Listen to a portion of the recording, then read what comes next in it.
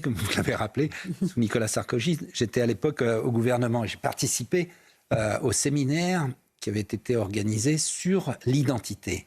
Et j'ai été rapidement... j'ai constaté que j'étais très minoritaire dans ma vision de l'identité de la France. Pour la majorité de ceux qui étaient autour de la table, et c'est bien regrettable, la France commençait en 1789. La France, c'est pas uniquement la Révolution française. La France, c'est 2000 ans, une lente maturation des rois, mais surtout une volonté, une vision qui s'est perpétuée tout au long des siècles d'agrandissement, de raffermissement du pouvoir central. Bref, ce que j'ai dit, je me suis aperçu que très peu de monde partageait cette vision autour de moi. Voilà, eh bien, je me suis aperçu que effectivement, j'étais assez seul. Il y en a un ou deux autres qui étaient là et qui abondaient dans mon sens, mais ça prouve qu'on a besoin d'un débat et surtout de comprendre ce qu'est la France. Naïm M. Fadel. Enfin, moi, le questionnement que j'ai, c'est est-ce qu'on a vraiment besoin d'un débat? Parce que pour rejoindre ce que vous avez dit, je pense que si j'avais été avec vous dans la salle, j'aurais volontairement dit nos ancêtres les Gaulois. Pourtant, je ne suis pas... voilà, je suis d'origine étrangère et j'ai fait la démarche de ce désir de France.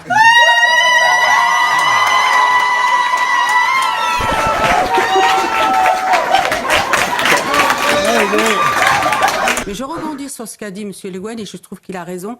C'est que la France, elle a perdu ce qu'elle voulait, en fait. La France a été toujours un pays qui assimilait, qui agrégeait, qui ne regardait pas les personnes en fonction de leur origine et qui n'étaient pas dans une posture de les racialiser ou de les assigner à une identité ou à une origine. Elle agrégeait. Quand je vous dis que moi, à l'école, j'apprenais nos ancêtres le gaulois, mes enfants ne l'ont pas appris. Parce que tout de suite, quand on voit des petits-enfants d'origine étrangère, on a un tabou à transmettre ce qu'est la France. Donc la France n'a pas su aussi transmettre son roman national. Elle n'a pas su rendre service, finalement. Parce que moi, quand je vois tous ces jeunes-là, en fait, c'est pas eux qui n'ont pas voulu de cette France. C'est qu'à un moment, la France n'a pas été fière de ce qu'elle était, et notamment par le biais de l'école, de leur transmettre ce patrimoine qui aurait apaisé aussi les identités. Et d'ailleurs, la culture française est en train de s'effacer par une immigration incontrôlée au profit d'une culture orientale. Et d'ailleurs, on assiste encore aujourd'hui, c'est vrai, dans les quartiers populaires et même dans les campagnes à la demande de M.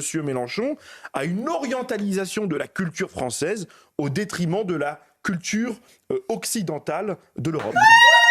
S'il vous plaît, s'il vous plaît.